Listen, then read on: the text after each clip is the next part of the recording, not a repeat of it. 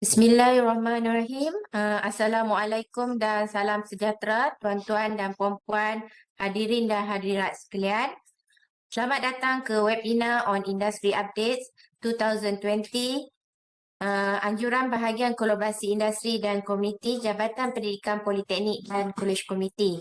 Terima kasih kepada semua hadirin yang hadir pada pagi ini untuk memeriahkan lagi sesi webinar kita.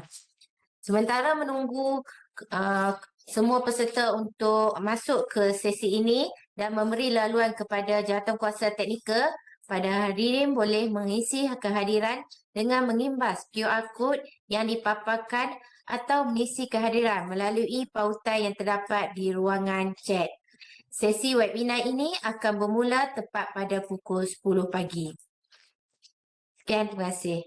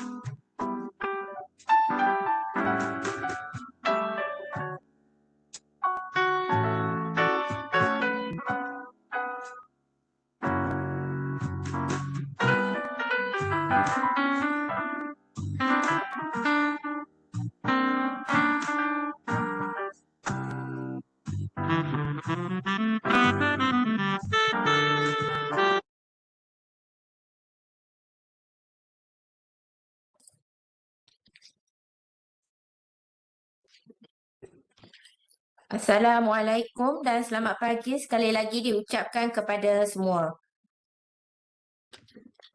Yang berusaha, Teknologis Abdul Razak bin Sabtu, Pengarah Bahagian Governance dan Kecemerlangan. Yang berusaha, Puan Azrina binti Hashim, Director Industry Talent Management and Expatriate Division, Malaysian Investment Development Authority.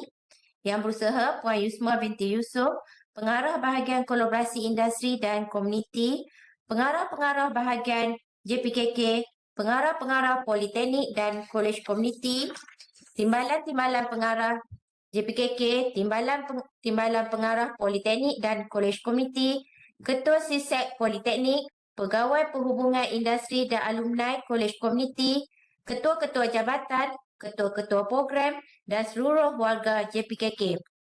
Selamat datang ke webinar on Industry Update 2020, Anjuran Bahagian Kolaborasi Industri dan Komuniti, Jabatan Pendidikan Politeknik dan Kolej Komuniti. Terima kasih di atas penyertaan yang berusaha Dr. Teknologis tuan-puan di dalam sesi webinar ini. Saya, Monizawati binti Abdullah dari Bahagian Kolaborasi Industri dan Komuniti, Jabatan Pendidikan Politeknik dan Kolej Komuniti akan menjadi moderator sepanjang sesi webinar ini berlangsung. Webinar on Industry Update 2020 adalah bertujuan untuk mendapatkan perkongsian mengenai industri dan bidang pelaburan terbaru yang terdapat di Malaysia serta mengenal pasti peluang-peluang dalam melahirkan bakat masa hadapan. Oleh itu, slot pembentangan bagi sesi ini kita telah membawa pembentang dari Malaysian Investment Development Authority MIDA bagi berkongsi maklumat pelaburan di Malaysia yang membuka peluang pekerjaan pada masa hadapan terutamanya dalam bidang TVET.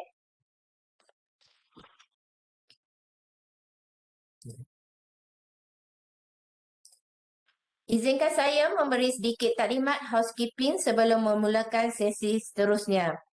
Webinar ini menggunakan Webex event, mic dan video peserta dalam keadaan disable. Sila elak login menggunakan pelbagai peranti bagi mengelakkan echo. Sebarang pertanyaan kepada moderator dan pembentang, sila type di ruangan chat. Nyatakan nama dan institusi. Borang penilaian akan dikongsi pada penghujung slot webinar. CJ kehadiran akan diberikan kepada peserta yang hadir pada sesi webinar ini dan peserta yang mengisi borang penilaian. Sesi webinar ini akan dirakam dan akan dikongsi melalui YouTube JPPKK.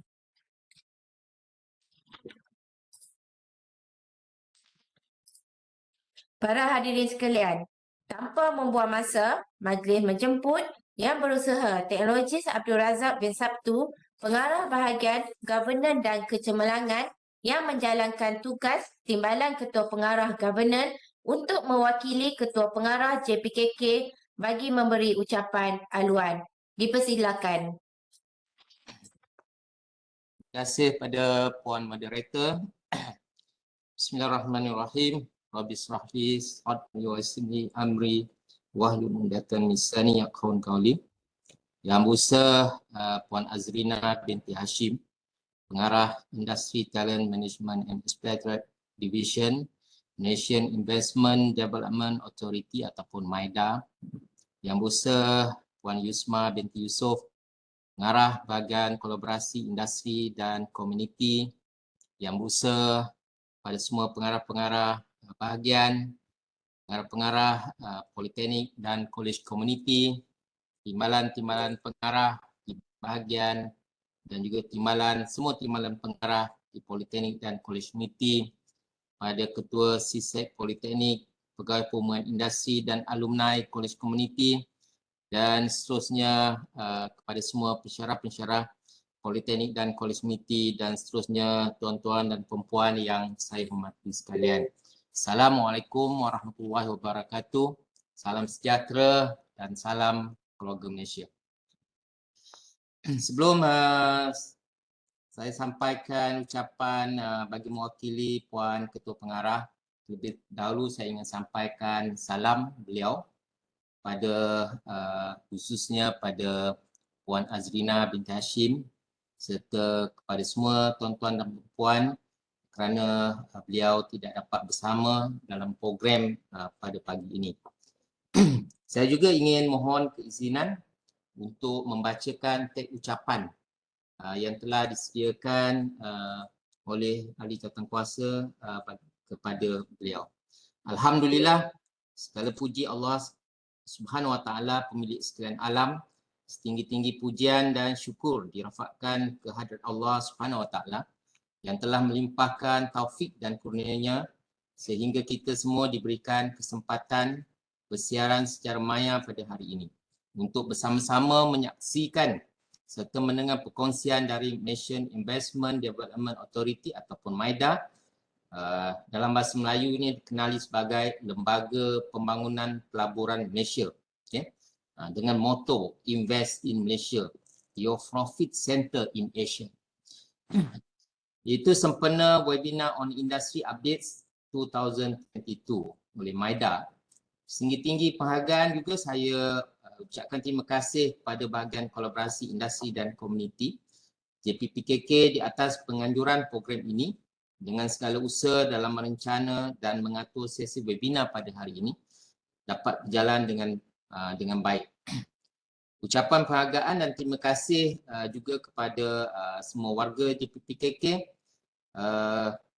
kepada Puan Azrina binti Hashim dari MIDA yang dapat meluangkan masa pada pagi ini untuk berkongsi maklumat-maklumat penting berkaitan pelaburan industri di Malaysia.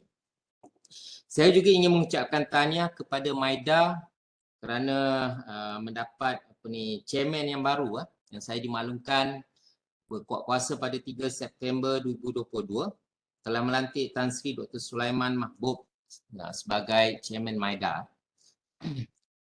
Saya juga amat berbesar hati dengan kehadiran semua pengarah-pengarah bahagian, pengarah-pengarah politeknik, pengarah-pengarah kolej komuniti, semua timbalan pengarah, pegawai pekanan di politeknik dan kolej komuniti, dan khususnya kepada semua pensyarah-pensyarah politeknik dan kolej komuniti di dalam program pada pagi ini.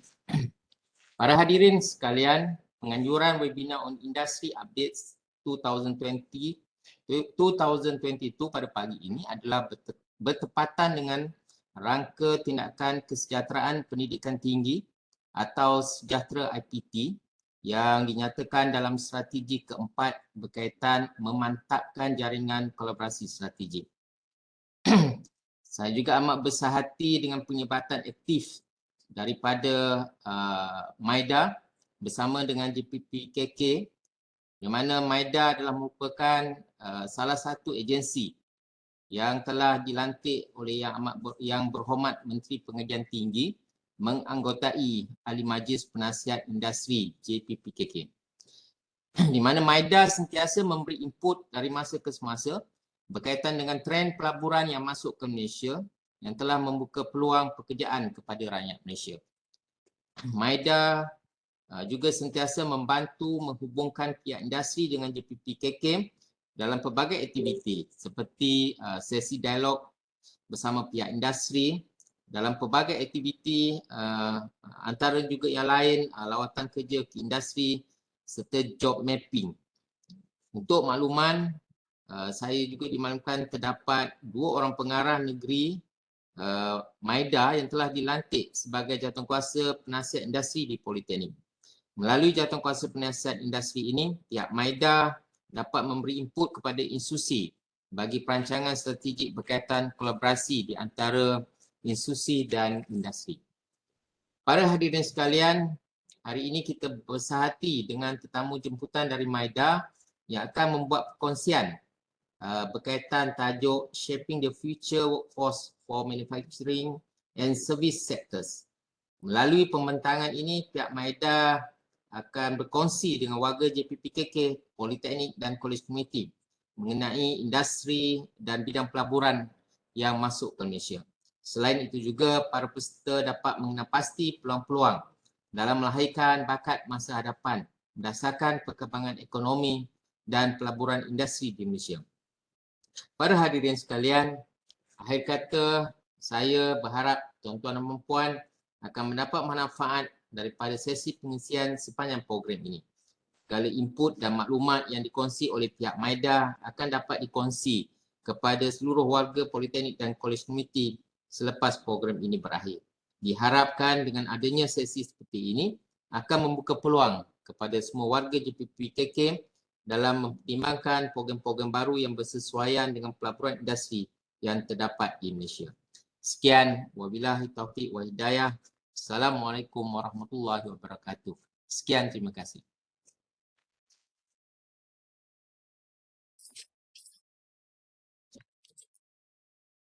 Terima kasih Yang Berusaha Teknologi Abdul Razak bin Sabtu di atas ucapan tersebut.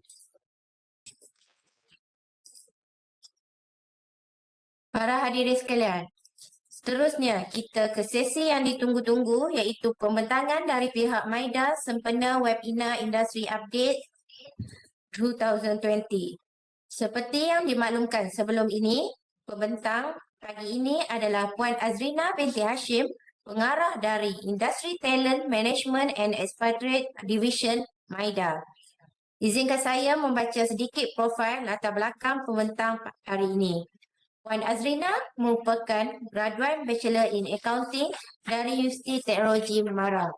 Sebelum berkhidmat di MIDA, Puan Azrina mempunyai pengalaman luas di industri seperti PricewaterhouseCoopers dan Arab Malaysian Bank. Setelah itu, Puan Azrina telah menyertai MIDA di Industry Support Division. Kemudian, beliau menyertai Machinery and Engineering Supporting Division selama 3 tahun dan seterusnya menyertai Foreign Direct Investment Division selama 5 tahun. Beliau juga telah diberi kepercayaan untuk mengetuai 2 unit di Corporate Management Division. Puan Azrina berpengalaman dalam mengetuai Coordination dan Collaboration Office di mana beliau telah mengkoordinasi dan menguruskan skim insentif pelaburan dalam RMK ke-11.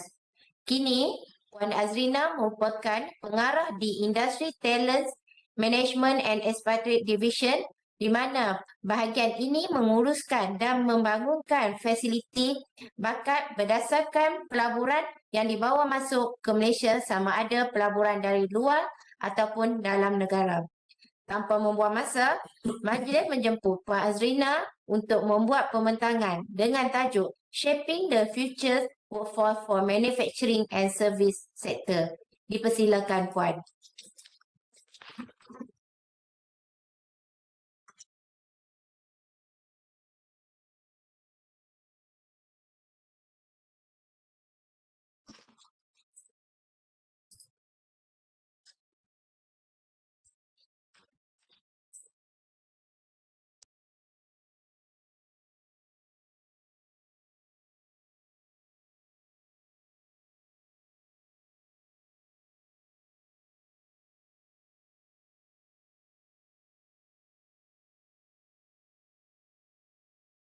Puan Azrina, pihak kami tidak dapat mendengar suara Puan Azrina.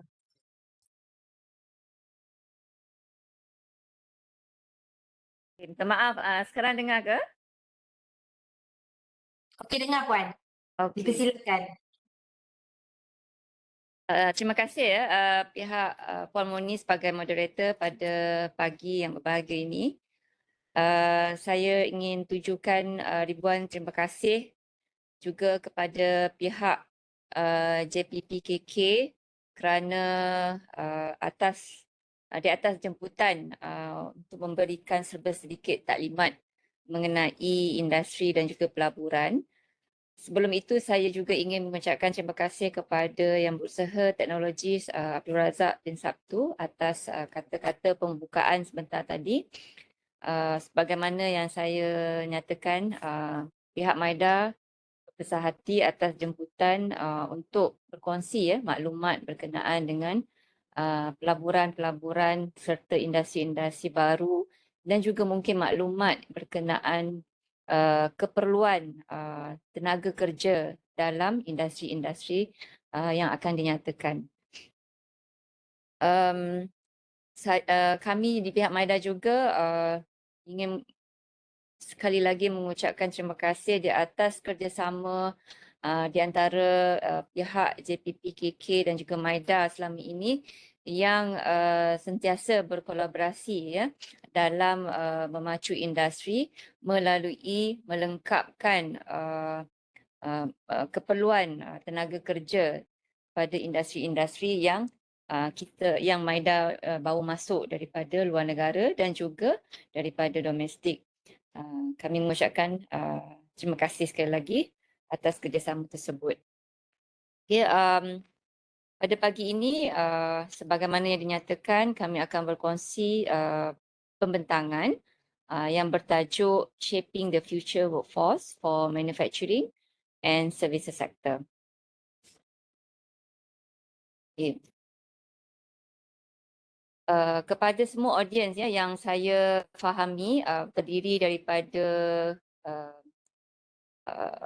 kaki tangan daripada pihak JPPKK sendiri dan juga pihak Politeknik dan juga Kolej Komuniti dan yang terdiri daripada pensyarah-pensyarah dan teknologi dan sebagainya. Mungkin di dalam session ini saya mengambil kesempatan untuk berkongsi kepada mereka yang belum lagi belum lagi mengetahui berkenaan dengan MIDA itu sendiri, Malaysian Investment Development Authority. Kami adalah agensi di bawah MITI ya, Ministry Industrial Trade and Ministry International of International Trade and Industry. Di bawah yang kini di bawah Menteri Kanan yang berbahagia yang berhormat Datuk Seri Azmin Ali. Kami adalah sister agensi kepada Matrade, MPC, Invest KL, Halal Development Corporation dan ada lagi a few seperti SME Corp juga tidak ketinggalan. Kami merupakan agensi yang bertanggungjawab dalam membawa masuk pelaburan-pelaburan daripada luar negara dan juga menggalakkan pelaburan daripada dalam ataupun daripada domestik dan tertumpu kepada sektor-sektor perkilangan ataupun pembuatan dan juga perkhidmatan terpilih. Tidak semua services sektor yang boleh kami cover, tetapi juga dijalankan oleh pihak-pihak agensi ataupun kementerian yang lain. Okay. Slide ini menunjukkan perkhidmatan yang kita tawarkan ya daripada stage of mempromosi sehinggalah ke stage implementasi. Ya, kalau kita lihat nombor promotion and then followed by approval dan juga implementation. Dari segi promotion tu, bagaimana caranya kita untuk mempromosi ya, ataupun kita selalu panggil how to sell Malaysia. ya, quote unquote. Macam mana kita nak menjual Malaysia ni untuk welcome semua pelabur-pelabur daripada luar negara khususnya. Jadi kita pun berkongsi ya berkenaan dengan data sebagaimana yang kita buat hari inilah ya. Dan juga kita membuat perjumpaan dengan syarikat-syarikat yang beroperasi di luar negara dan juga di Malaysia. Kita melawat kepada fasiliti-fasiliti yang ada dan juga melawat lokasi-lokasi yang berpotensi untuk dijadikan untuk di-set up plan manufacturing, plan of manufacturing, membuat seminar dan webinar, roundtable meetings dan juga one-on-one meetings. Maksudnya this promotion it can be done abroad dan juga domestically. Dan seterusnya proses approval, kelulusan permohonan seperti sen pengilang, insentif ataupun tax insentif, expatriate post ataupun pegawai dagang, import duty exemption, representative office dan juga principal hub. Ini antara kelulusan ataupun kerja-kerja pemprosesan ya dalam evaluate ya, kita perlu evaluate the permohonan tersebut untuk memberi kelulusan kepada syarikat-syarikat yang melabur di Malaysia. Dan juga followed by implementation. This is end-to-end proses ya, maksudnya daripada kelulusan yang telah kita beri kepada syarikat A misalnya, dan bagaimana harus kita memimpin syarikat tersebut sehinggalah dia beroperasi. Dan ini adalah satu inisiatif daripada penjana sebenarnya di bawah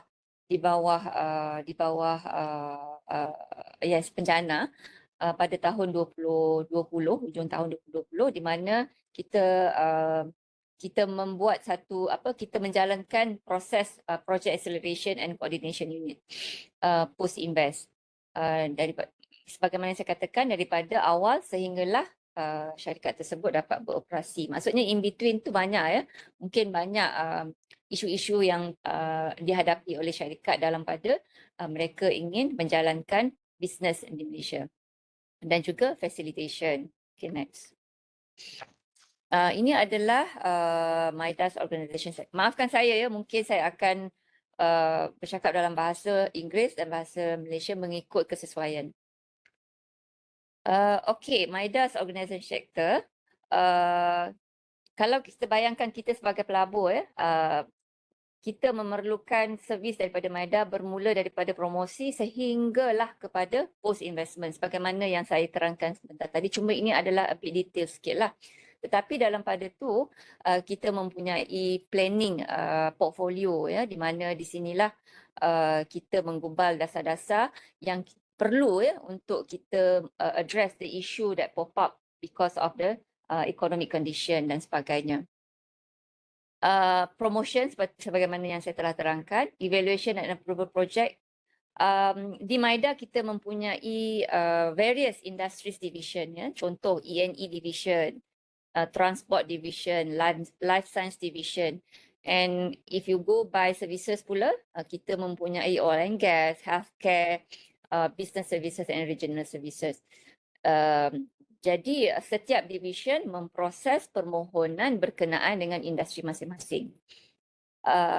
Dan kalau kita lihat, kita juga mempunyai industri talent management iaitu bahagian kami yang bertanggungjawab memastikan ya, kelancaran dari segi mendapatkan manpower kepada syarikat-syarikat yang memerlukan. Dan seterusnya implementation, kita mempunyai di setiap negeri kecuali negeri Perlis ya, kita mempunyai representatif di setiap negeri dan ini melancarkan lagi implementation of the project by the company. And tarif juga kepada existing ataupun syarikat-syarikat yang telah wujud, yang memang sedia wujud, mereka mungkin ingin membuat pengimportan ya, barang-barang. Kami juga membuat kelulusan tersebut. Dan juga compliance sekiranya mereka telah mendapat insentif daripada pihak MIDA. Dan di sinilah division yang menentukan bilakah tarikh ya, syarikat tersebut boleh menuntut exemption tersebut dengan pihak LHDN ataupun IRB. dan juga post investment yang pacu tadi, this is the one lah ya, yang kita highlight ataupun kita address all the issues berkenaan dengan utility dan sebagainya. Next. Post investment issue saya rasa sama saja apa yang saya telah ceritakan tadi. Talent needs saya pun dah ceritakan. And then this local sourcing of parts, components, modules ni, why we said this is some array of the business facilitation, because dengan adanya industri-industri yang bertapak daripada pelabur-pelabur yang telah kita tarik, kita sebenarnya boleh to strengthen the existence of SMEs dekat Malaysia ni ya.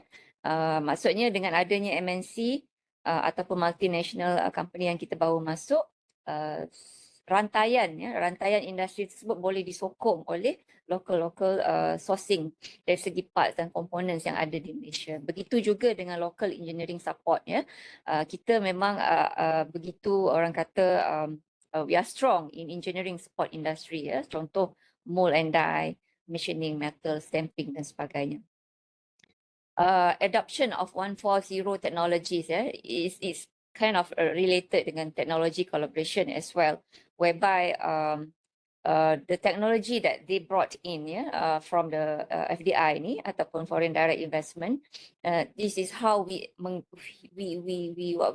promote the research and development activities so that we can actually connect the technology with the solution provider. Dan juga kita menggalakkan kolaborasi antara syarikat-syarikat di Malaysia dengan MNC yang kita bawa untuk memberi peluang kepada syarikat-syarikat di Malaysia to expand the global footprints as well as to strengthen any kind of industries yang kita fokus. Berkenaan dengan funding needs,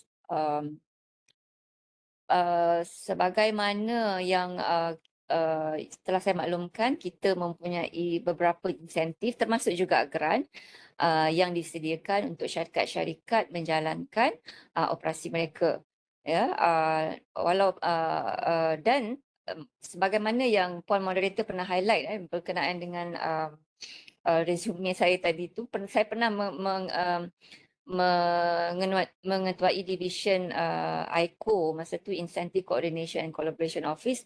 Di dalam ICO ni kita bertanggungjawab untuk mengumpulkan semua funding semua fund-fund yang ditawarkan oleh approving agencies di bawah Kerajaan Malaysia. Jadi kita mempunyai satu portal yang bernama iIncentive Portal, di mana di situ syarikat-syarikat berpotensi untuk melabur boleh merujuk apakah grant-grant yang boleh disuai padankan dengan kehendak syarikat pada ketika itu.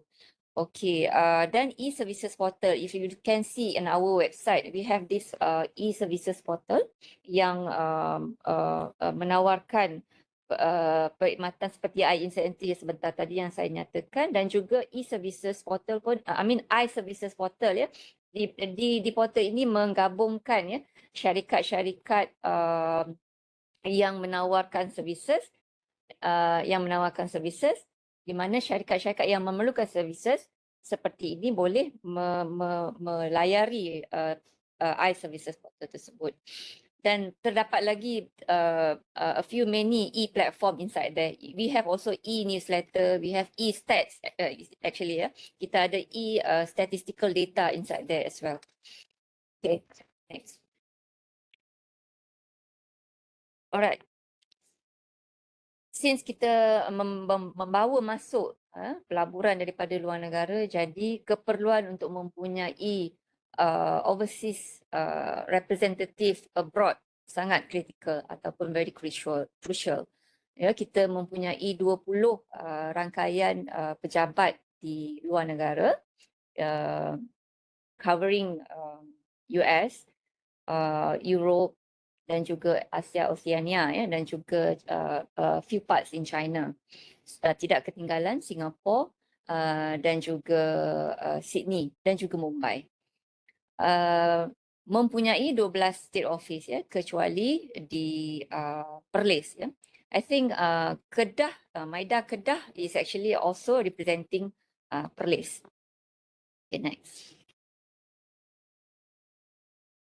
Ini adalah merupakan officer ataupun pengarah-pengarah di luar negara yang di global network, dan masing-masing mempunyai pendek kata senang cerita mereka adalah marketing officer lah, senang. Sebab tu saya mention about selling Malaysia just now. So they are actually responsible in selling Malaysia well in there. Next. And this is our state officers representative. Next. Okay. Next. Hanya sedikit berkenaan dengan sejarah lah bagaimana revolusi perindustrian berlaku, begitu juga revolusi MIDA juga akan berlaku kerana kita perlu selari dengan permintaan ataupun industrial landscape daripada awal sehinggalah ke hari ini bermula dengan hanya melihat kepada domestic production melalui import substitution pada tahun 60-an ke export oriented, labor intensive, and then next to resource base kita hanya melihat kepada natural resources dari segi forestry, mining dan sebagainya, dan melangkah lagi ke tahap teknologi intensif, service economic corridors di mana pada tahun 2000 pada ketika itu kita melihat kepada regional corridor economic development pada tahun tersebutlah yang timbulnya ataupun terhasilnya regional corridor seperti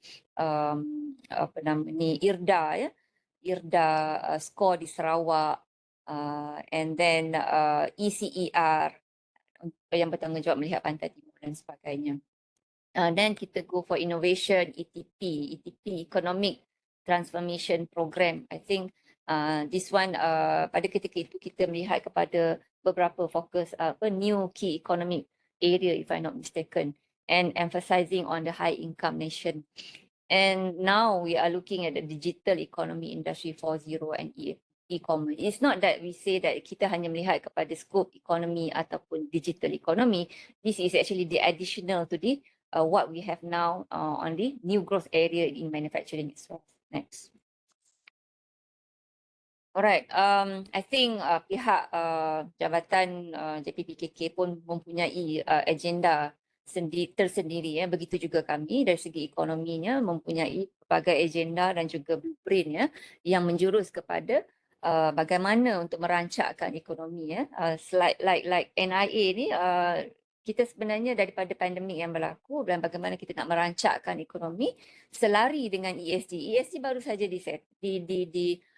diwar-warkan baru-baru ini juga di mana NIA perlu selari dengan ESG. ESG is environmental social governance, yes, where is a non-financial sector for investor to identify, where is the location for doing investment. So Malaysia seharusnya melihat serius kepada ESG element ini, di mana NIA adalah merupakan aspirasi untuk merancakkan pelaburan selari dengan ESG yang baru announce baru-baru ini. Okay, those are the aspiration that we can see. Of course, we want to increase the economic complexity, to create high value jobs, to extend domestic linkages. Sama sebenarnya dengan apa yang kita telah paparkan awal tadi how to actually to create the supply chain from the investment that we brought in. Development of new existing clusters, increased inclusivity, and also ESG practices. There are 5 key sectors under this aspiration: digital economy, E&E, pharmaceutical, aerospace, and chemicals. Next. The second one of this national agenda is RMK 12 ataupun 12 Malaysian Plan. We just extracted where are the elements very much related to MIDA. But in this today's session, I think we can look at the policy enabler, developing future talent, as well as number 14, game changer, looking at the improving Tiba ecosystem to produce future-ready talent. That is why we are here today, I think, and also that is why we have been collaborating with JPPKK all this while. All right, high impact growth industry, E&E, global services, aerospace, creative, biomass, smart farming, halal, and also tourism. Okay, national agenda yang ketiga adalah IMP ataupun ini adalah, if I'm not mistaken, the fourth IMP. Listing down all the manufacturing covered by MIDA as well as services. I think, if I'm not mistaken, services too, mostly MIDA is actually covering, except for rail industry and construction services industry, which is covered by CIDP, and distributive trade services industry, which is covered by Matrade.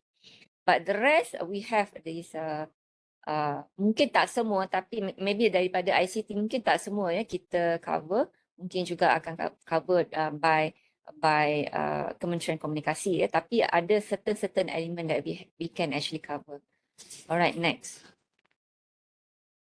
Dan juga my digital blueprint as what I have mentioned in the evolution of industry just now in terms of economic landscape. Now we are looking at, I think everybody knows about it. We are moving forward to digital. Okay, these are all the targets I think that you can actually read that out. But it's just to say that through this My Digital Blueprint, back in 2021, we collaborated with MDEC. Both side or both agencies have their own digital investment office, looking at how this digital investment, in-term investment for MDEC and MIDA, that we can actually assist, in terms of this focus area. There are many there.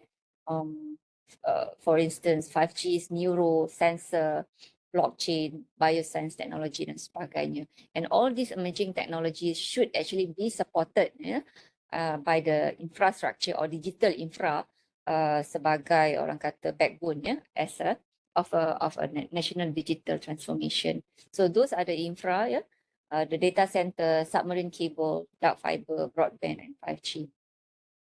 Just for your information, we put there the two incentives that we are actually offering for this digital investment, which is namely digital technology provider.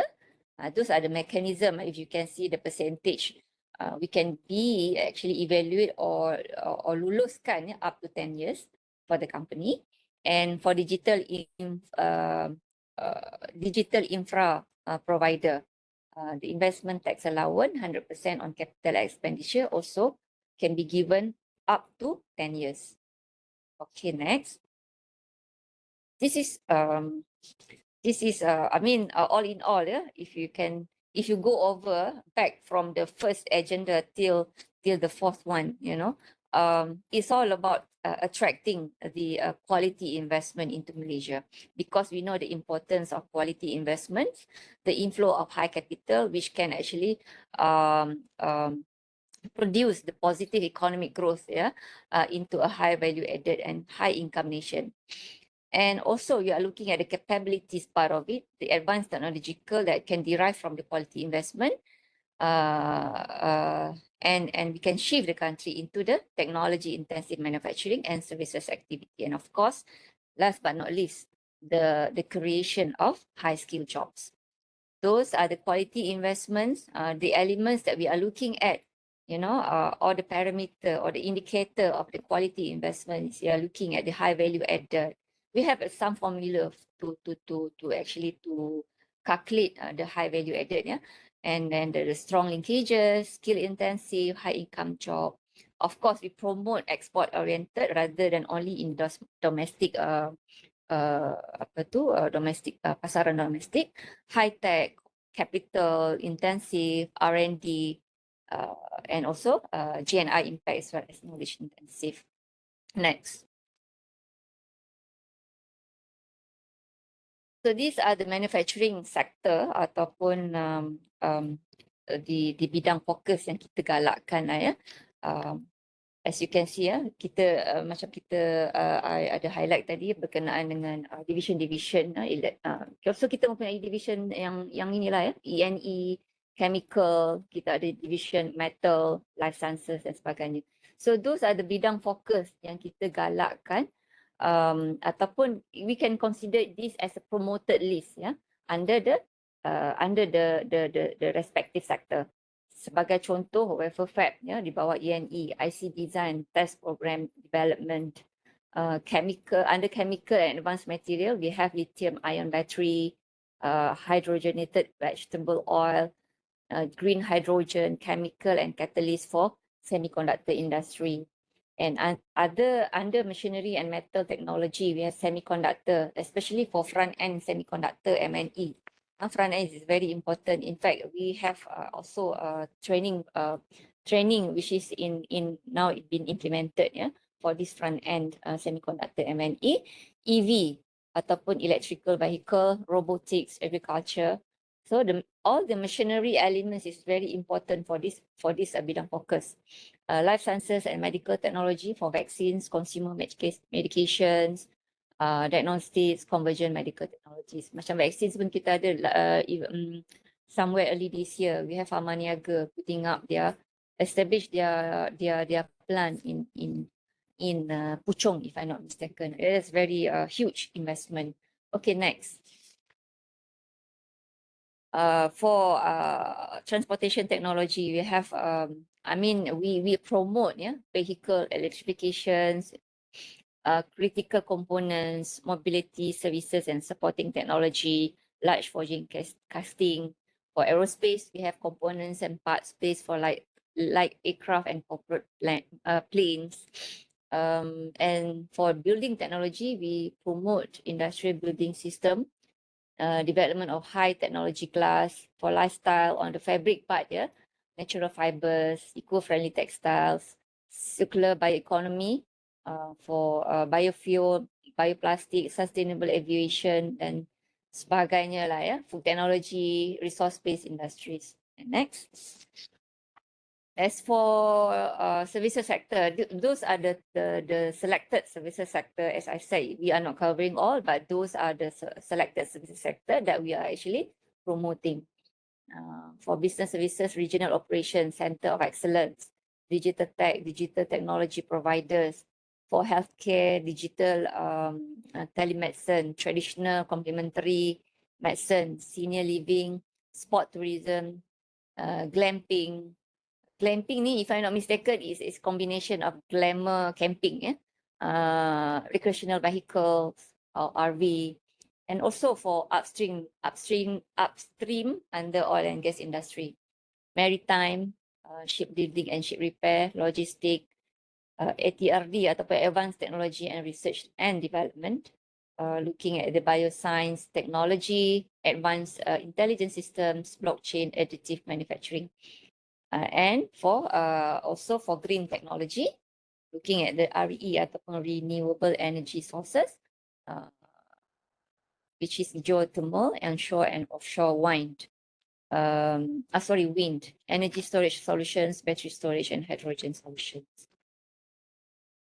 And this is for green technology, or the focus area, the 6 focus area that we are actually looking at for green product, electric vehicles, green energy, waste management, green building and green certification. As you can see, under EV tu, they are looking at productions of the vehicle tu sendiri ataupun the services related. The green building, they are looking at the building system, the township, and as well as the data centers. Those are the commitments by the government for this green technology for 2025, 2030 and 2050. Also the renewable energy, we are looking at what type of renewable energy, which is solar, biomass, biogas, mini hydro, also energy efficiency, looking at the own consumption, integrated waste recycling, looking at the three driver, which is developer, manager and operator. Next. Okay, same thing like digital blueprint just now in terms of technology. This is actually menjurus kepada industri 4.0 pillars. Yeah, there are 9 pillars under I40 and also supported by digital infrastructure. Those are the investment that we are promoting, that we can actually offer the incentive for the company which is doing this in digital investment. Next. Okay, Malaysian investment performance. All right. Okay, this performance is basically adalah kelulusan pelaburan in various economic sector. Various economic sector sebenarnya terdiri daripada 3 sektor utama, iaitu manufacturing, services dan juga primary sectors. Dan data ini kita kumpul daripada tahun 2012 hingga ke this year lah, half year ataupun Q2 2022. Then you can see the fluctuations of the investment year on year. As you can see, last year is very high. In fact, for the last 10 years, 2021 is the highest investment that we actually brought in amidst the pandemic of COVID. Yeah. For this half year, kita ada investment yang telah kita bawa masuk melalui ketiga sektor tersebut, amounting to 123.3 billion, ya, DI dan juga FDI, which is domestic dan juga foreign domestic investment. Next. Okay, if we zoom into this year only, the half year 2022, 123.3 billion for FDI. If we go detail, FDI, much higher than ADI and then DI. And then total of the projects yang kita luluskan 1714, dan juga new job yang telah di proposed to be created is 57,771. So, sebelum saya sebenarnya ya, data-data ni mungkin daripada awal saya telah tekankan yang MIDA cover manufacturing dan juga services selected. Tapi ini bukan hanya manufacturing, ia juga hanya terdiri daripada primary dan juga services yang di services oleh kementerian ataupun agensi-agensi yang lain. Jadi MIDA sebenarnya telah diberi mandat ya untuk mengumpul semua investment data daripada semua agensi di bawah kerajaan Malaysia. Okay, next. These are the breakdown ya on the ketiga sektor utama sebentar tadi. Kalau kita tengok manufacturing, of course the biggest chunk is manufacturing lah, which is driven by MIDA, amounted 43.1 billion of investment. For services 78 billion. I think pada kali ni pada tahun ini 78 billion tu, the biggest chunk is actually for services for first half of 2022. Dan primary 2.2 billion. Dan juga di sebelah kanan saya you can see the top 5 industries in the respective industries, manufacturing, services and primary. And except for primary subsectors, we have top three, iaitu mining, agriculture, plantation and commodities. As you can see, for manufacturing, E&E is always been at the top. Next. Those are the companies yang prominent foreign manufacturing companies yang telah kita bawa masuk daripada luar negara ya. Next. Okay, this is about to share with you with all the audience on this approved investment in various economic sector. Untuk 3 tahun, untuk 2 tahun setengah ke belakang ya. Categorized by primary manufacturing sector dan also potential employment dan juga total investment. as well as numbers of project for that particular sector. Kalau kita tengok dekat situ, manufacturing sector ada 1049 projek. We go by project actually the numbers tu. And services sector 3684 projek. And you can see the breakdown in terms of potential employment. For manufacturing sector, tahun 2020, 80,190, 33,655 untuk services sector. Manakala ada penurunan sedikit di dalam manufacturing sector dari segi numbers of project as well as potential employment, ya. And pada Jun, as of June this year pula, kita melihat daripada segi manufacturing sector, potential employment is 35,032. Manakala untuk services sector 22,569. That's the first layer part of it. Okay, next. And the second layer, kita lihat pula kepada, kita pecahkan kepada employment tadi, kita pecahkan kepada kategori of employment, iaitu terdiri daripada managerial, professional, technical and supervisory, craft skill, sales, clericals and others, machine operators, assemblers, elementary workers dan juga total lah, ya, berdasarkan kepada manufacturing sector. Kita hanya berkongsi pada hari ini hanya melihat kepada manufacturing dululah. Sekiranya kita perlu lagi untuk services, kita akan berkongsi kemudian, ya. Okey. Kalau kita lihat sini total 80,000 untuk tahun 2020 dan managerial 5,219 yang diperlukan, professional, technical and supervisory 14,960, craft skills 8,000 lebih, and then machine operators and assemblers 35,816. Sorry, next. Pada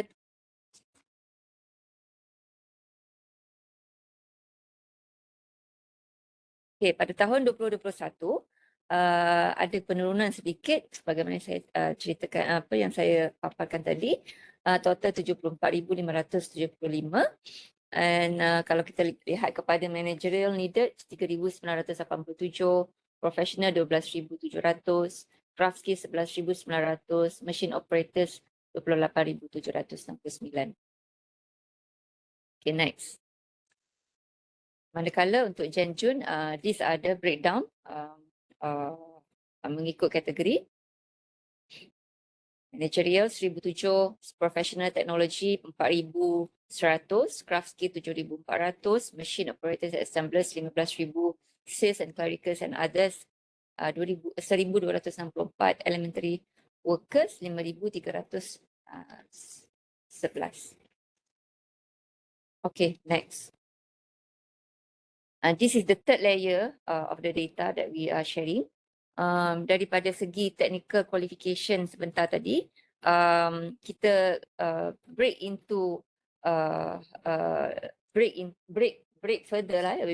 that further into the name of the qualification tersebut, technical qualification tersebut, iaitu E&E engineers, mechanical engineers, chemical engineers and others. Science qualifications, other professions. And yeah, you can see there the keperluan kepada technical qualification dan juga science qualification mengikut industri. Next. Okay, ini this is for 2021. Okay, next. And this is for 2022, Jan-Jun 2022. Yang ini kita belum lagi dapat breakdown into the engineering ataupun the category of engineering, ya. Kita akan dapatkan dan insyaAllah akan berkongsi di kemudian hari. Okay, next. Okay, inilah kalau kita pecahkan lagi craft skill tadi, ya. Kalau tuan-puan dan perasan kita mempunyai kategori craft skills. Those are the craft skills that we are talking about. The plant maintenance, the tool and die maker, the machinist, the IT personnel, quality controller, electrician, chargeman, welder dan sebagainya. Dan sehinggalah ke jumlah 8,500 pada tahun 2020. Next. And then 11,939 pada tahun 2021. Next. Okay, that's about the data. These are the prospective employers, ya. Saya bercakap dari segi angle tuan-puan daripada Jabatan Politeknik dan juga Politeknik pensyarah-pensyarah yang ada. Those are the prospective employers that we can actually share. The companies that come in with huge investments, which with the employment creations in a very big numbers. Sebagai contoh, YTL data center in Johor, and then Ferrotech is a global supplier of materials, components and precision systems. They are now telah pun memulakan construction dekat di KHTP Kedah, and kita pun ada assist this company. Mereka memerlukan seramai 100 dan mungkin half of it is the engineer yang mereka perlukan. Entity data center baru je, saya rasa dalam 2-3 hari yang lepas kita seal the MOU dengan entity on this 6 data center in Cyberjaya.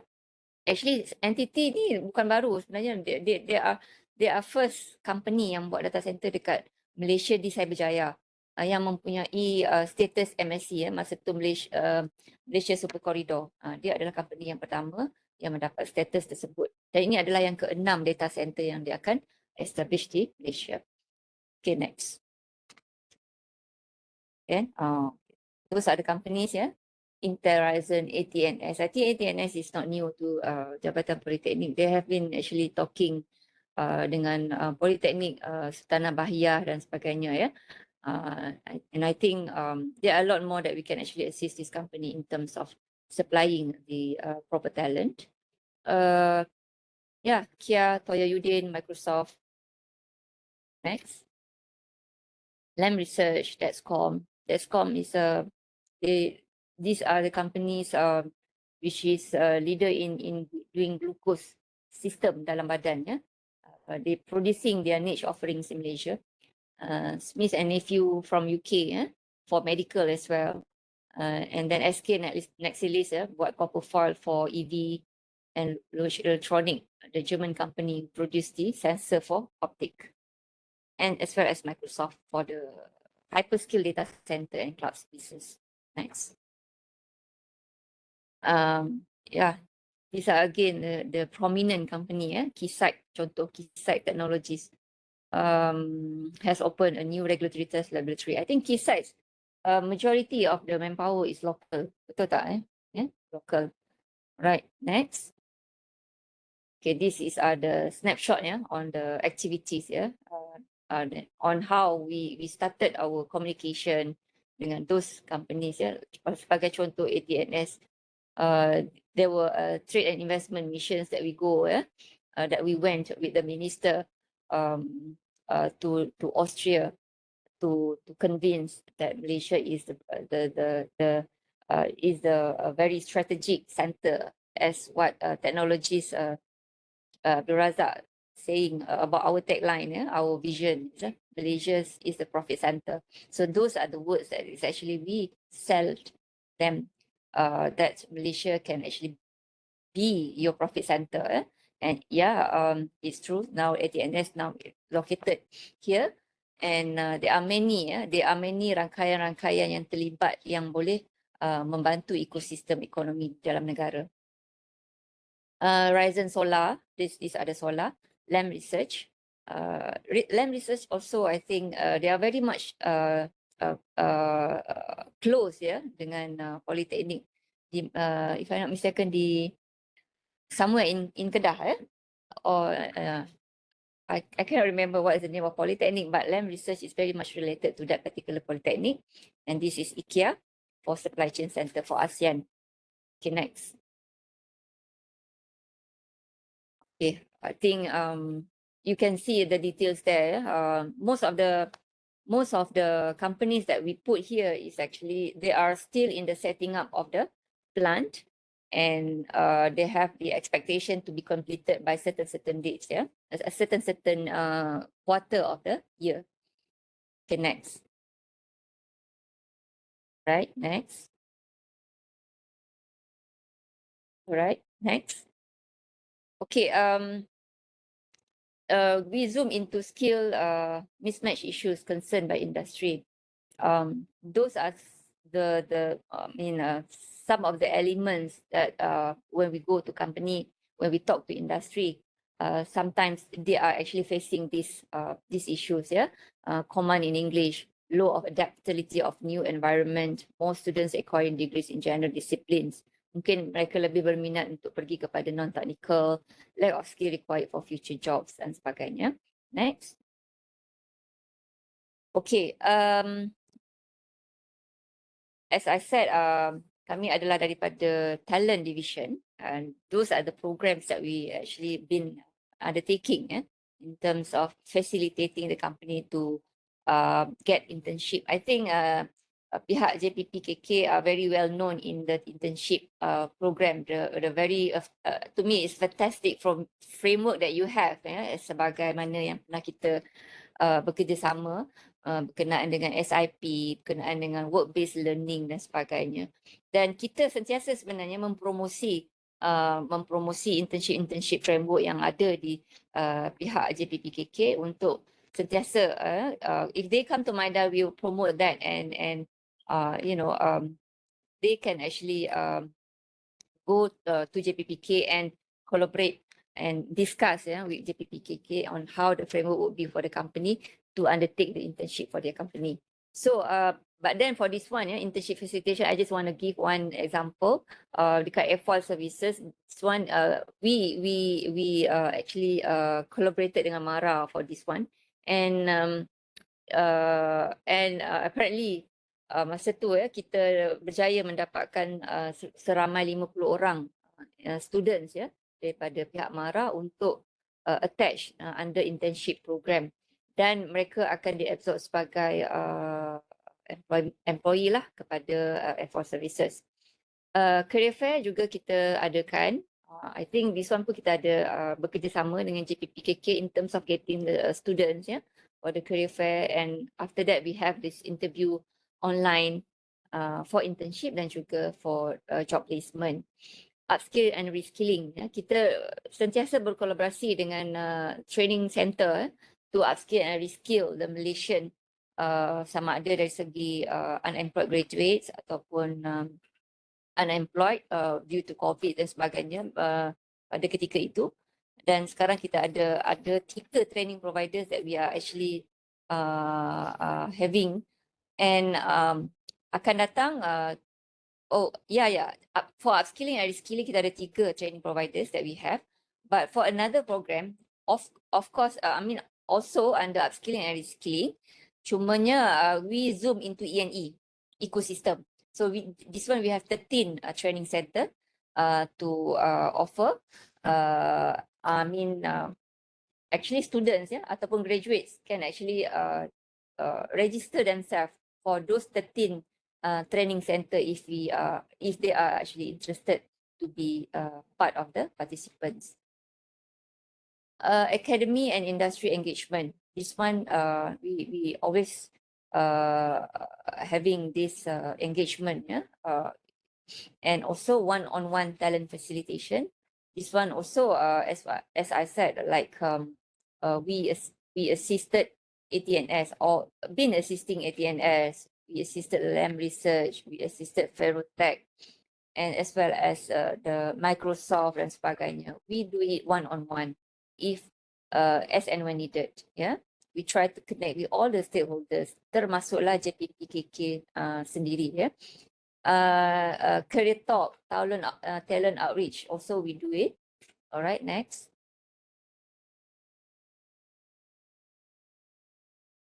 Okay, I think I have covered this one. Few companies that we have facilitated in terms of internship. Next. Covered also.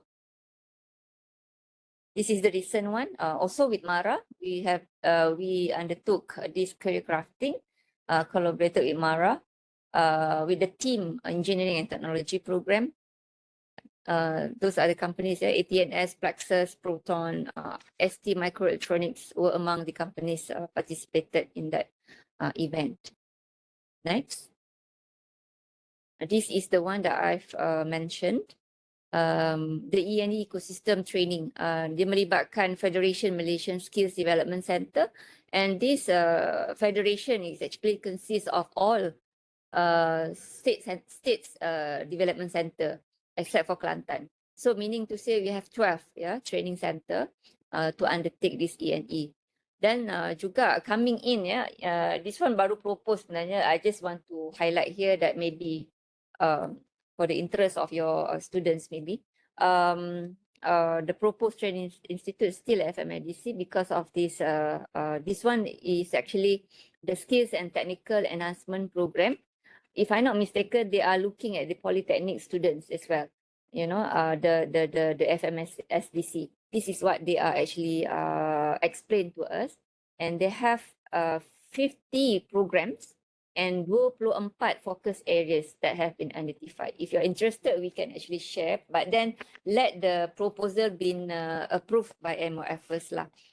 Why I'm sharing, because I feel that this program proposed is going to be approved by MOF. It's just a matter of time. And train and place program as well.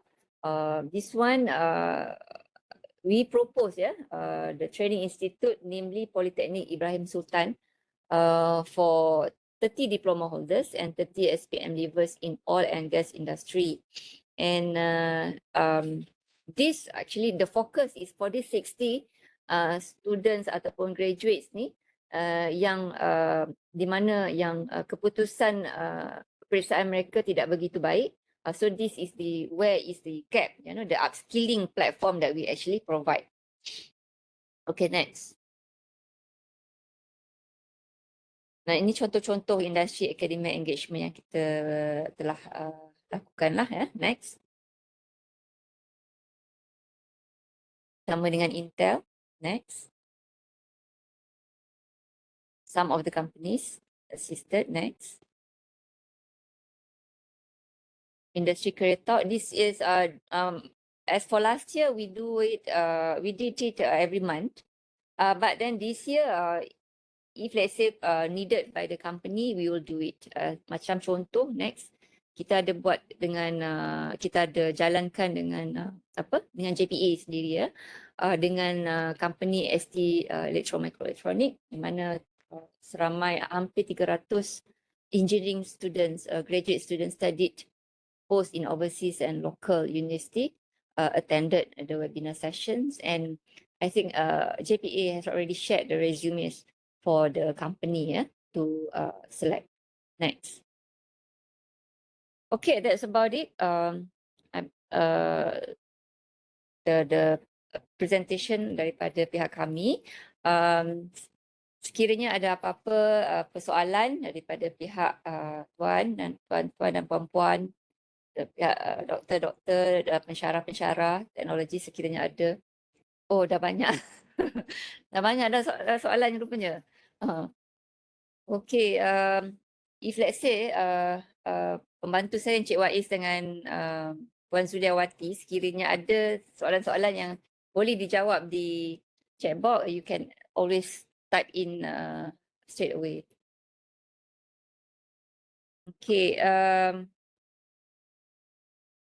how to ensure producing for IR technology capable student will match with jobs opportunity. We don't want glut of graduates in IT and biotech as happened last time.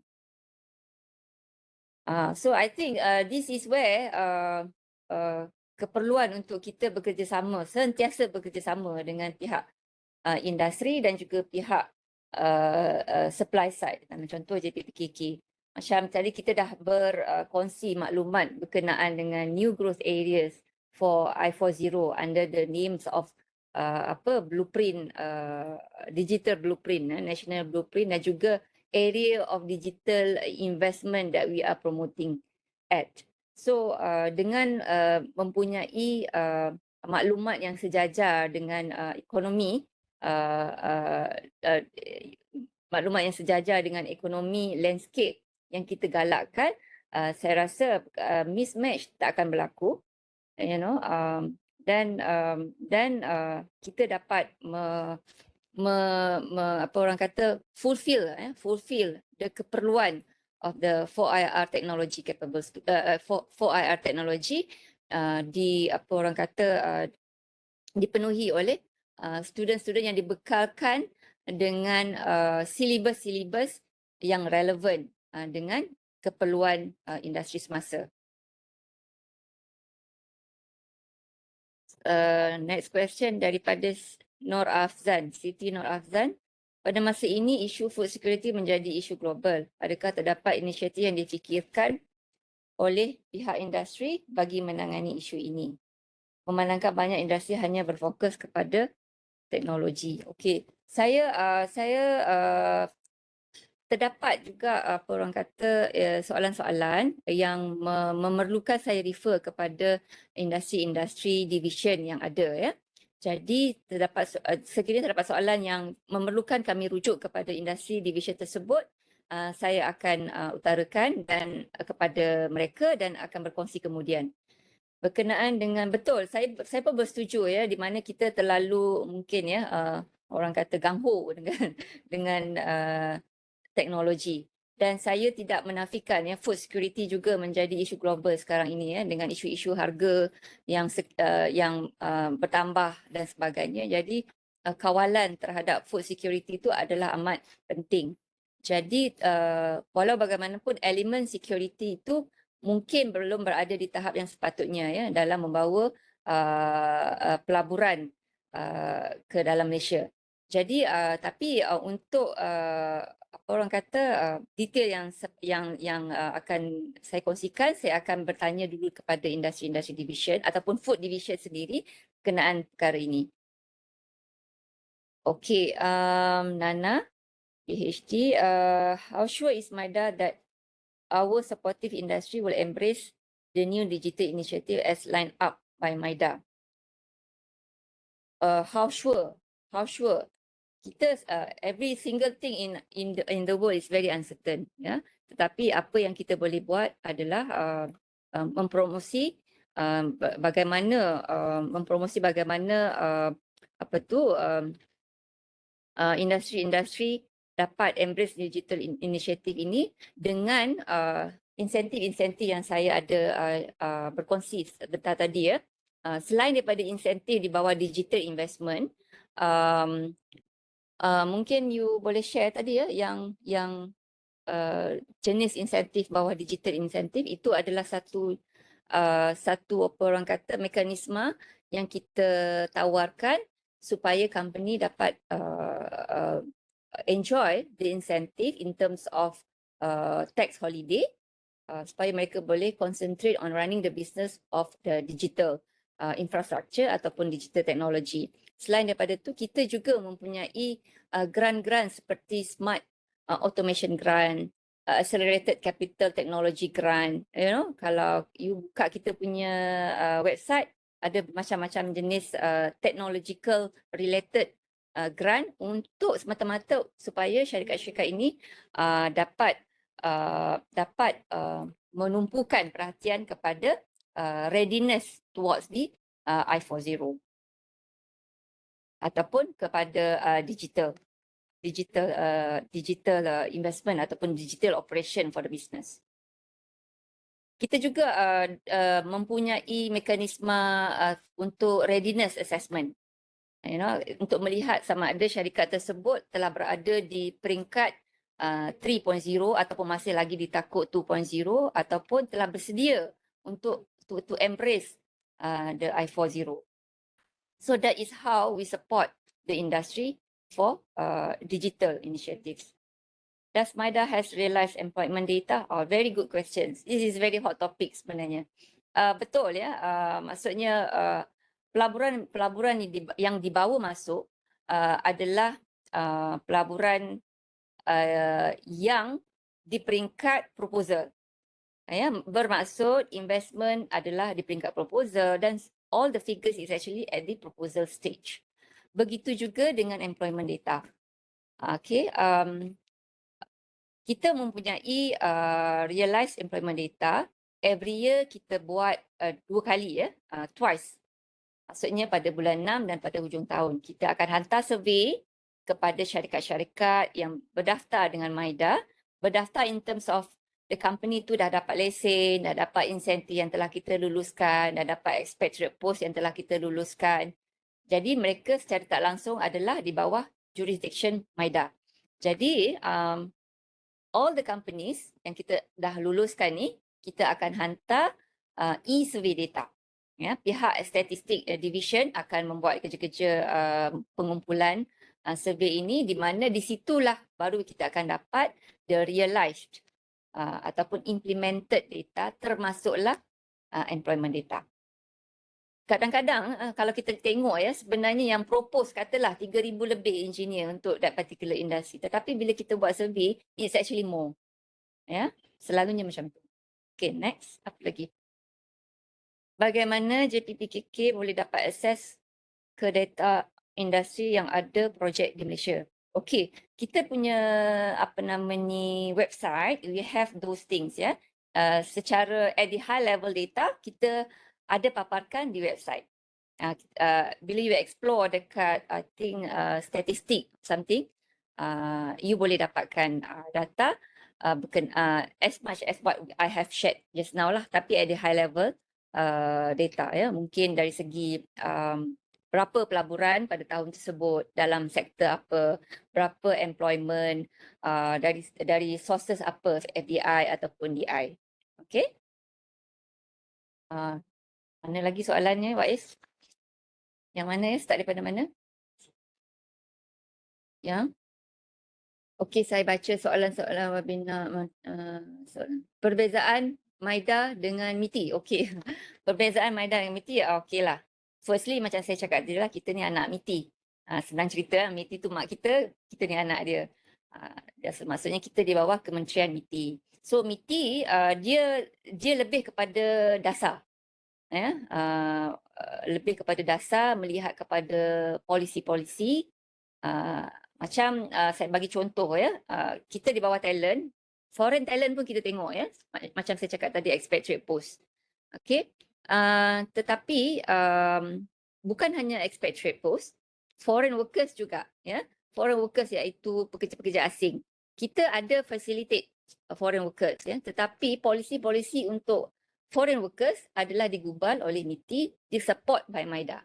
Ya, kita ada planning division yang saya sebutkan tadi. Bagaimana dari segi feedback daripada industri, kerana kita sentiasa bersama dengan industri, all those feedback with regards to the foreign workers problems, with regard to the industry that cannot move without the huge numbers of operators, yang tu kita akan sampaikan kepada, atau kita put in input manner, dan kita akan share dengan MITI untuk MITI propose the policy. Macam contoh ya, 80-20 punya policy. 80-20 maksudnya 80% Malaysian, 20% dibenarkan untuk foreign. Okey, pada dasarnya kita ingin kita mahu impose ya, kita nak impose 80-20 policy itu by end of this year. Tetapi memandangkan the readiness is still not there, ya, kita memohon ataupun MITI mencadangkan supaya polisi itu digerakkan ke hadapan ataupun defer ke hadapan pada tahun sehingga ke tahun 2024. Itu saya bagi contoh lah ya, macam mana kita bekerja dengan MITI dan perbezaan antara MITI dan juga MIDA. MIDA di bawah macam mana dah jawab. Can MIDA define what is meant as high skill jobs? Okay, high skill job ni sebenarnya sangat to me subjektif ya. Mungkin dia ada perbezaan from industry to another. High skill jobs mungkin dia melihat kepada the embedment of the technology itself. You know, kalau kita nak operate the machines, you know, how do the machines relates to the system ataupun software. So that software tu pula is a high tech kind of software. So that's the job, the skills job that we need for for that particular person to operate that kind of software of the systems to operate the machines. I can give that kind of example. Yeah. How sure is MIDA that I think I've answered that one. That one answered again.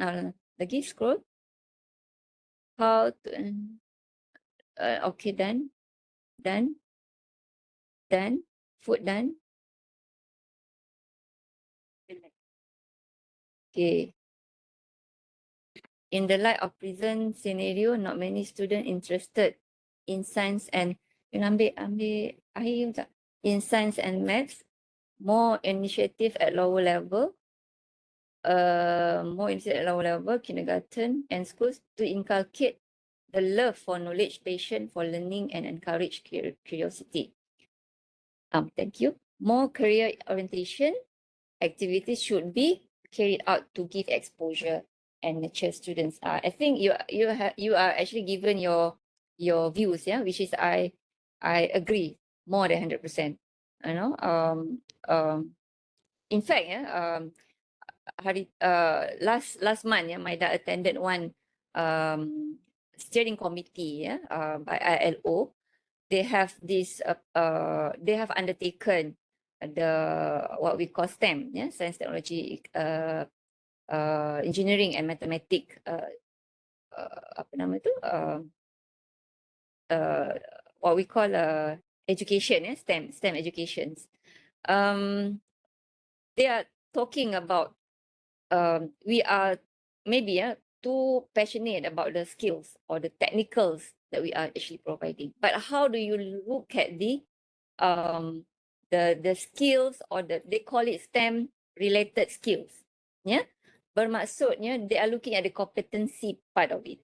They did it for constructions and food processing. Yeah, bermaksud it's equally important, yeah, to have the STEM related skills for our talent. You know, they are looking at the decision making, they are looking at the problem solving, they are looking at the communication skills and many soft skills. But so makna kata the STEM itself cannot only be the one that we only want to drive, but the other components that tag along with it should be actually be part of it. Sekejap turun balik yang STEM, yang science tadi tu. And yes, the creation ataupun to create awareness is actually one of the steps that we need to undertake, ya, to war-warkan bagaimana bagaimana sains and matematik ni adalah satu elemen yang sangat penting, ya. Mungkin apa yang saya jawab tadi mungkin tak menjawab soalan tu. Saya cuma cakap pasal STEM related sikit. Tapi kita tahu, ya, STEM yang enrollment students, ya, I think all of you also aware, the enrollment students is decreasing. I think stagnant kot, ya, 30%. Apa yang kita perlukan berdasarkan kepada analisis, kita memerlukan sehingga ke 60% of the total students enrolled to university for STEM education. Next. Look like E&E sector masih dominant, but as we all notice, bilangan dalam STEM semakin berkurang. Betul? Berteknik, how does MIDA tackle this? Okay, MIDA nak tackle benda-benda tu, kita memerlukan sebenarnya lebih lagi, ya, mempunyai kolaborasi yang sangat-sangat strategik dengan pihak-pihak akademia seperti pihak tuan-tuan dan puan-puan lah, ya.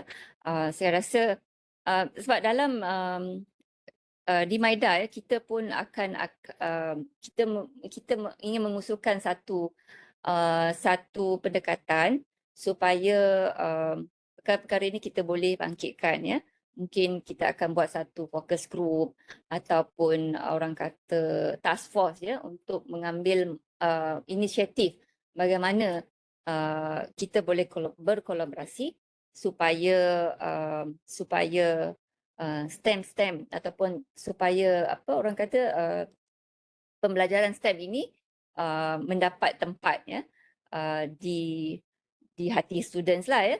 Tapi walau bagaimanapun it is not only satu entiti punya tanggungjawab kan. Bagi saya itu adalah satu ekosistem yang mana kita perlu lihat, perlu perbaiki mengapa STEM kurang, and then apa yang sebenarnya diperlukan oleh pihak-pihak industri. Ya, kalau kita tengok manufacturing ya, memang it is very much related. STEM education is something a must to manufacturing industry. Jadi bagaimana maksudnya STEM punya students perlu kita tingkatkan dan perlu pupuk keinginan atau create awareness how important in the STEMs to the industry and economy. Okay, next. Nisa. Does all the initiative come with a specific budget from MIDA to get a good infra to support? Yes, basically yes. Kita every year pun kita dapat budget lah ya. Kita propose lah ya. Kita propose apa yang kita perlukan, which sector yang kita perlu fokus, which angle yang kita perlu perbaiki. Jadi daripada situ kita propose and kepada MOF untuk mendapatkan budget ya. Mungkin coming budget somewhere in October, early October, mungkin akan ada certain budget yang telah kita mohon untuk memperbaiki, bukan memperbaiki maksudnya untuk war-warkan kepada pihak-pihak industri dalam masa yang sama ya, align dengan all the national agenda lah ya. That to get good infrastructure support. Okay, next. Yeah, why not? Yeah, boleh organize kindergarten schools. This is back to the awareness creation tadi lah. Kita boleh create kesedaran yang dari tingkat awal lagi. Mungkin, mohon. Okay, saya rasa itu saja. Is there anything else? Macam saya cakap tadi, kalau ada lagi soalan-soalan yang mana yang saya not able to answer here, I can always I can always go back to the industry divisions if it's related to, and share it back to maybe to the moderator of the session.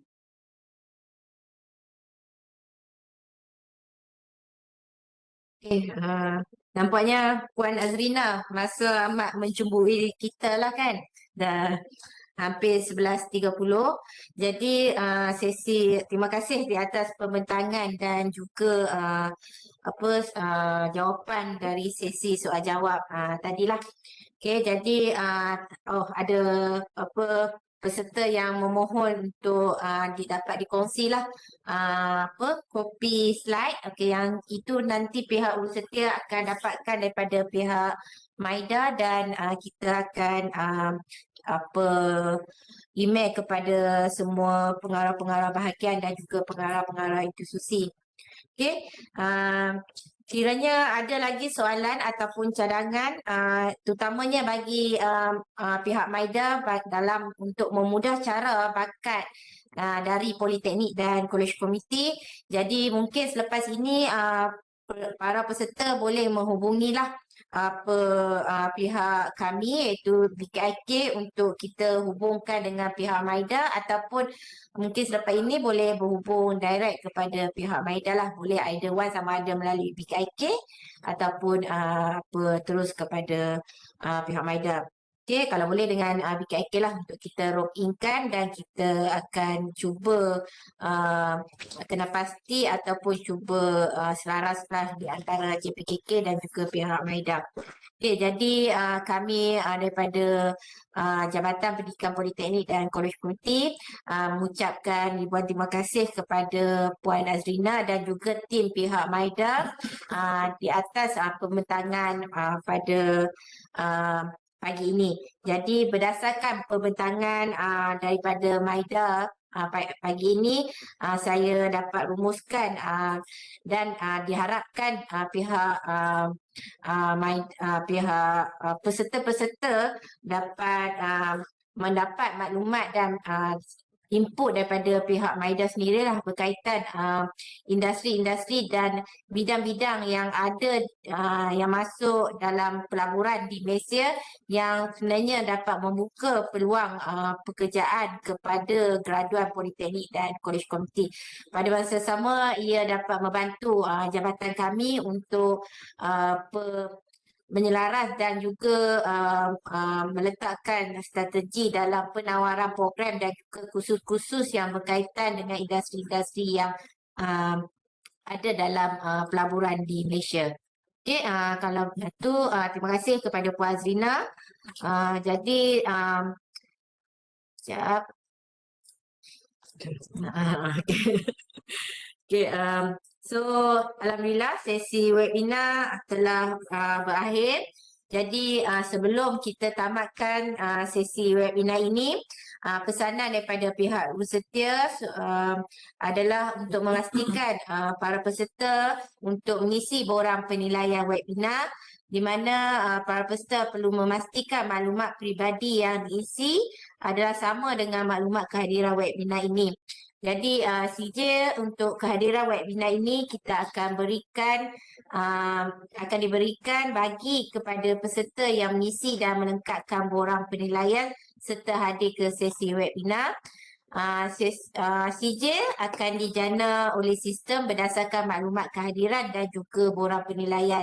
Jadi make sure semua peserta untuk key in nama dengan ejaan yang betul lah, sebab selepas sistem dah generate CJ tersebut dan dihantar kepada peserta, kita tidak akan buat pembetulan lah. Okay, berikan masa kepada pihak bersedia dalam tempoh 1 bulan untuk menyediakan CJ dan juga menghantar CJ kepada email peserta yang telah didaftar melalui borang penilaian dan juga pengesahan kehadiran.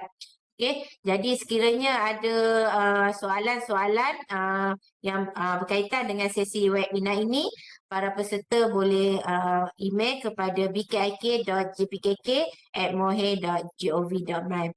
Okey, so kalau ikut kita akan buka sesi QR kod maklumatlah webinar ini sehingga esok 10 pagi lah. Okey, ada permintaan untuk sesi fotografi di antara panel dan juga Encik Razak dan juga Puan Yusma.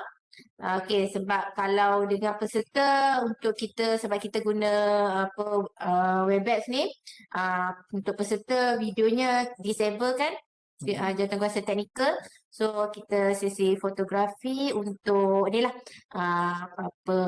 pengarah BGK, pengarah BKIK dan juga puan daripada pihak MIDA. Ya,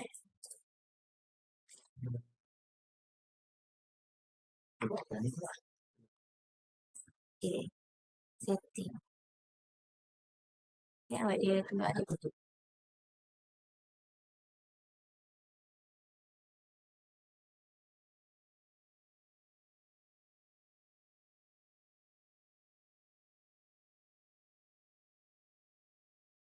Encik Waiz boleh buka kamera ke? Boleh. Orang belakang tabir Puan Azrina, Encik Waiz.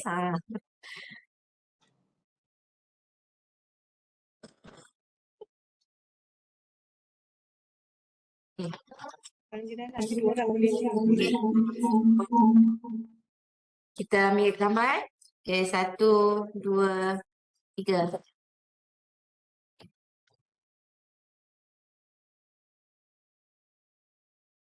Okay, lagi sekali. Okay, 1, 2, 3 freestyle. 1, 2, 3.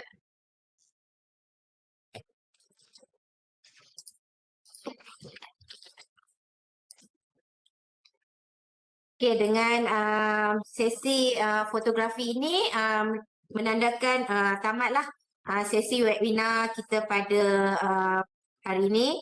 Sehingga kita berjumpa lagi di sesi webinar seterusnya. InsyaAllah PKK akan membawa pelbagai lagi industri, terutamanya industri-industri champion lah, industri leaders yang terdiri pada kita Majlis Penasihat Industri JPPKK untuk berkongsi dengan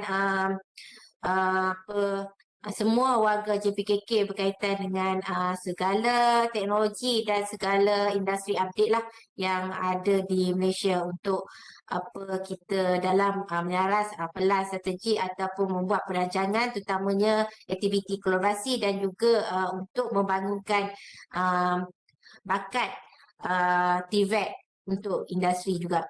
Okey, oleh itu wabillahi taufiq hidayah. Assalamualaikum warahmatullahi wabarakatuh. Terima kasih kepada semua peserta, terima kasih kepada Cik Razak, kepada Puan Azrina dan juga Puan Yusma. Terima kasih kepada Jawatankuasa Teknikal. So, kita boleh tamatkanlah sesi webinar ini. Sekian, terima kasih.